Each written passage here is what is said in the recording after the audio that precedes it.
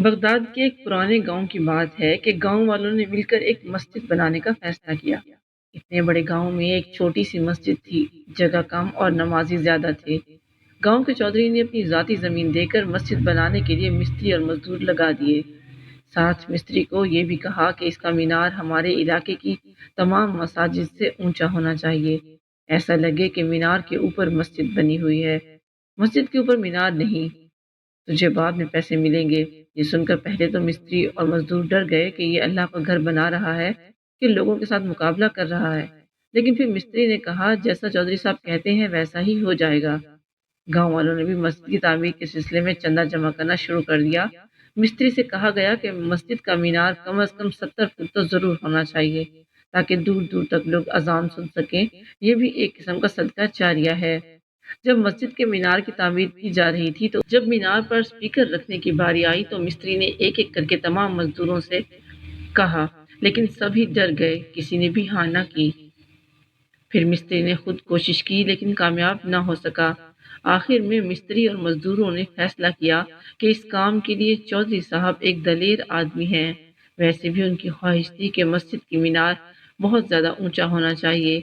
ان سے کہتے ہیں کہ مینار ہم نے تعمیر کر دیا ہے، صرف سپیکر آپ رکھ دیں، اس مینار پر مسجد ہم تعمیر کر دیں گے۔ جب چودھری صاحب کو بلایا گیا تو وہ بھی بھیگی بلی بن گئے، کہنے لگے کہ نہیں، یہاں پر یہ سب ٹھیک ہے، آپ مسجد کو نیچے رہنے دیں اور مینار کو اوپر رہنے دیں۔ یہ کہتے ہوئے چودھری صاحب نے طے شدہ پیسے دیے اور پتلی گلی سے نکل گئے۔ تب ایک 65 سال کی بڑھیا مینار کے سامنے سے گزری۔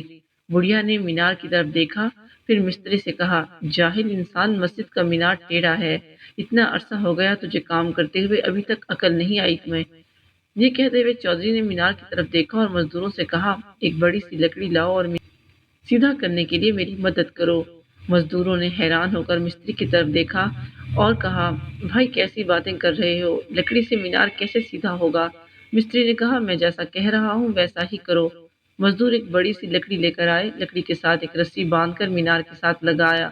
مستری نے سب مزدوروں سے کہا کہ مل کر زور لگاؤ تاکہ مینار سیدھا ہو سکے۔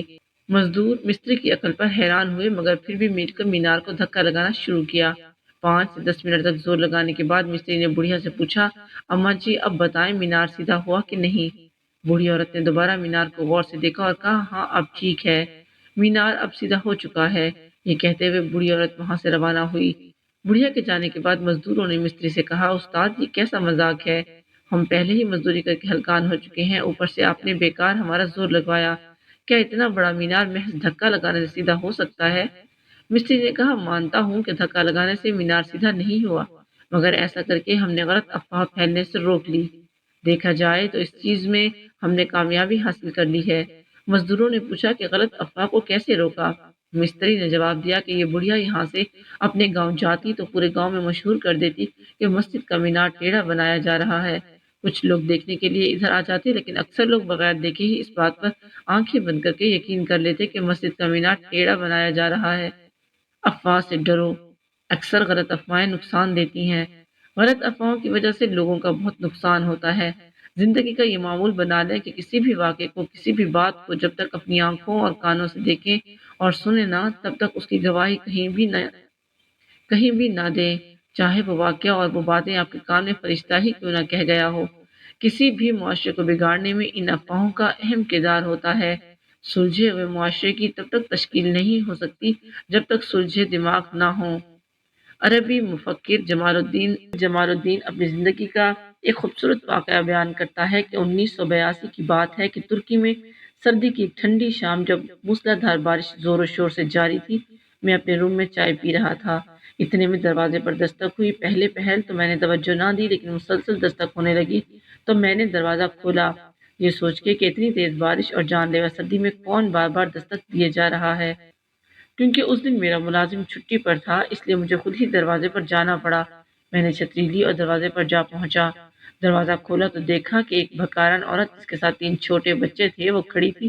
میرے دروازے کھولتے ہی اس بھکارن نے مجھ سے کہا، صاحب خدا کے لیے مجھے اپنے گھر میں کچھ دیر کے لیے ٹھہرنے دیں، میرے چھوٹے بچے ہیں، بارش اور جان لیوا سردی کی وجہ سے مر جائیں گے، میں پچھلے کئی گھروں کے دروازے کھٹکھٹاتی آ رہی ہوں لیکن کسی نے مجھے اپنے گھر میں کچھ دیر کے لیے پناہ نہیں دی، سب نے یہی کہا کہ تم چور ہو، ہمیں تم سے خطرہ ہے۔ اس لیے ہم تمہیں اپنے گھر میں ٹھہرنے نہیں دیں گے۔ میں نے ان کو اندر آنے کے لیے کہا۔ وہ بکارن عورت اور بچے جیسے ہی ہمارے گھر میں داخل ہوئے تو میں نے اپنے کھانا بنانے والی ملازمہ سے کہا کہ انہیں کسی روم میں لے جائیں اور ان کو کھانا وغیرہ کھلائیں۔ میری ملازمہ نے فوراً مجھ سے کہا، صاحب یہ آپ کیا کر رہے ہیں؟ آپ کو نہیں معلوم کہ یہ بکارن عورتیں چور ہوتی ہیں اور ان کو گھر میں نہیں لانا چاہیے؟ یہ بات سن کر اس بکارن عورت کی آنکھوں میں آنسو آ گئے اور میرے آگے ہاتھ جوڑ کر بولی، خدا کے لیے میں چور نہیں ہوں۔ میں نے اپنی ملازمہ سے کہا کہ کچھ نہیں ہوتا، میں نے جیسے کہا ہے ویسا ہی کرو۔ میری ملازمہ انہیں روم میں لے گئی، کھانا وغیرہ دیا، تب رات بھی ہو رہی تھی۔ اتنے میں میری ملازمہ میرے پاس آئی اور بولی، صاحب جی یہ لوگ تو رات رہنے کے لیے بول رہے ہیں۔ میں نے کہا، خیر ہے رہنے دو، رات کے اس وقت یہ بیچارے کہاں جائیں گے، صبح ہوتے ہی چلے جائیں گے۔ جب صبح ہوئی تو نماز فجر کے لیے اٹھا تو دیکھا کہ وہ بھکارن اپنے کمرے کو صاف کر رہی ہے۔ میں نے غور سے دیکھا تو ایک جگہ تھوڑا سا دودھ گرا ہوا تھا۔ اس نے اس دودھ کو بھی صاف کیا، لیکن اس کے ساتھ ساتھ پورے کمرے کو صاف کر دیا۔ پھر وہ بھکارن عورت میری گاڑی کے پاس کھڑی تھی۔ میں نے دیکھا تو حیران ہوا کہ یہ میری گاڑی کے پاس کیا کر رہی ہے۔ جب قریب جا کر دیکھا تو وہ میری گاڑی پر کپڑا لگا رہی تھی۔ مجھے دیکھتے ہی بولی، صاحب جی آپ کی گاڑی پر بارش کی بوندیں موجود تھی، میں نے سوچا آپ کی گاڑی صاف کر دوں، اگر آپ سرف وغیرہ لا کر دیں تو مزید اچھے طریقے سے صاف کر دوں گی۔ دراصل آپ نے مجھے اپنے گھر ٹھہرنے کے لیے جگہ دی، کھانا دیا، اس مشکل وقت میں جب کوئی بھی مجھ پر یقین کرنے کے لیے تیار نہیں تھا۔ میں نے پوچھا کہ آپ نے سارا کمرہ کیوں صاف کیا؟ تو اس نے کہا کہ چھوٹے بچے کو دودھ پلاتے وقت تھوڑا سا دودھ فرش پر گر گیا تھا۔ میں نے سوچا کہ جب یہ گرا ہوا دودھ صاف کروں گی تو سارا ہی صاف کر دوں گی۔ اور ہاں صاحب، میں نے اس کمرے کو 2 دفعہ صاف کیا ہے اور اب میں نے سوچا آپ کا یہ احسان گاڑی صاف کر کے چکا دوں۔ میں یہ بات سوچنے پر مجبور ہوا کہ اگر آپ کسی انسان کے ساتھ مشکل میں چھوٹی سی چھوٹی نیکی بھی کر دیں تو وہ کبھی نہیں بھولتا۔ اس دنیا میں سب سے بڑی نیکی مشکل میں کسی کو سہارا دینا ہے، اس کا سہارا بننا ہے۔ جب ساری دنیا اس سے منہ موڑ چکی ہو اور آپ اس کا سہارا بن جاتے ہیں تو وہ آپ کا یہ احسان ساری زندگی نہیں بھولتا۔ یہ سب دیکھ کر اللہ تعالیٰ بھی انسان پر بہت راضی ہوتا ہے کہ اس نے فقط میری خوشنودی کے لیے یہ سب کیا۔